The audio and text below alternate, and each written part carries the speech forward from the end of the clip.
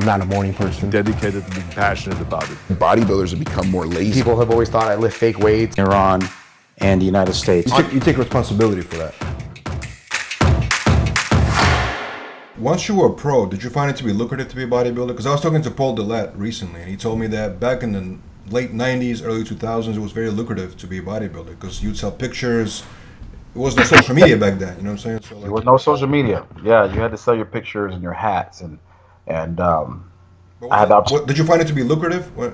I did. At first, my first contract that I got, it was about, I think, like 28,000. But I made money off my guest postings. I made money off my endorsements. And so, yeah, it was lucrative, and they paid for you to show up somewhere. I got $1,000 to show up at a store.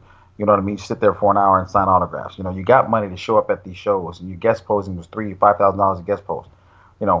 I earned that later on, but back then, yeah, it's way more lucrative than it is now. And I don't know why. Some things have changed. I don't know what, because when I left the sport, I wasn't paying attention. But yeah, it was very lucrative. I sat there and watched. I remember Paul Dillette was he used to stay with Lee Priest. They used to stay together, roommates, right? And so I go over his house and I'm sitting there and they're like, "Hey, Melvin, man, your physique, man, you're a dangerous guy." And Paul Dillette's got that high voice. "Melvin, man, you're a dangerous bodybuilder." Always coughing. He used to have bad asthma, right? So I'm like, "Yeah." She says, "Yeah, go on, give me that envelope off the table. I have to open up my check." So I go over and I grabbed the envelope, and he opened that envelope. I seen $8,000. I'm like, $8,000? What? A month? Yes, that's just one of my checks. I'm like, in my mind, you rich. How can I get that? He goes, "Man, you have to be a businessman. You have to negotiate, And so, yeah, it was very lucrative then. It sure was. I don't know how it is now. I don't know how they do with the contracts now. So I couldn't tell you if it's lucrative or not, but I know then we were getting paid. I got a crazy question for you. Getting ready for this interview, right? Were you a manicurist at one point? I saw a crazy reality show that you appeared on, Blind Date. What was that? Yeah, I was on Blind Date. Yeah, they still show that, man. It's funny.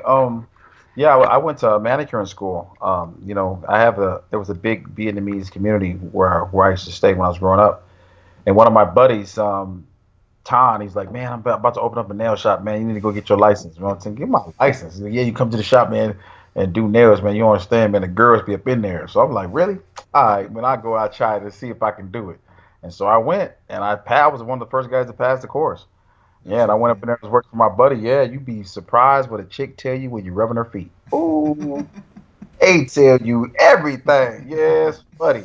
So yeah, I did that for a while. I had my manicuring license for years. That was a good episode, man. I was watching it actually yesterday. Yeah. That's when I had my blonde hair, man. Yeah. Cisco look. I had my hair dyed platinum. So I wanted to ask you also, because the Iron Man magazine, right, used to be really big, and also the Iron Man show was really big, and then it was like Arnold, obviously Olympia, Arnold, and the Iron Man, and then it kind of disappeared. Do you know what happened to the Iron Man show? I don't know if they just stopped having it, but like Iron Man had the best lighting anywhere. They brought in special guys to do that lighting, man. And I'm telling you, when you stood on stage and you was in shape, that was the show to do. And it was always close to the Arnold. So it was always, a couple weeks right before the Arnold. So you can go in there and then just kind of like diet all the way through to get to the Arnold. The Iron Man was one of my favorite shows to do because it's in my backyard. You know what I mean? It was right here. It's in the LA area, Manhattan Beach, man. They used to, sell out. I'm talking lying around the corner. I mean, man, and that was the first one I went to. The first Iron Man I went to, I was able to meet Berto Fox, who I'm a big fan of. I mean, I thought that guy was a giant. But when I met him, he's like 5'2". I was like, he was sitting on the sink, I swear. And I'm like, "Hey, John, that's Berto Fox." "Oh, you want to meet him?" I was like, yeah. He's like, "Come on." So John Brown takes me back to the backstage, and we walk back there, and he's sitting up on the sink listening to his radio, and he jumps off the sink. And when he jumped off the sink, he came to like my chest. I was like, "The hell? You look so much taller than magazines," but I wouldn't say it. I wouldn't dare say that to him. That's Berto Fox. You know what I mean? That's the guy right there. And I was able to meet him. He's a really humble guy, man. So yeah, the Iron Man was a big show. It was a big show to win. When you seen guys winning it, Vince Taylor I seen win it.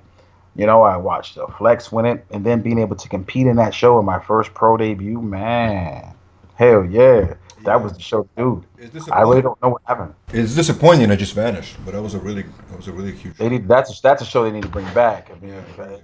if anything for bodybuilding, man, the Iron Man's that's the show right there. It's definitely a great show.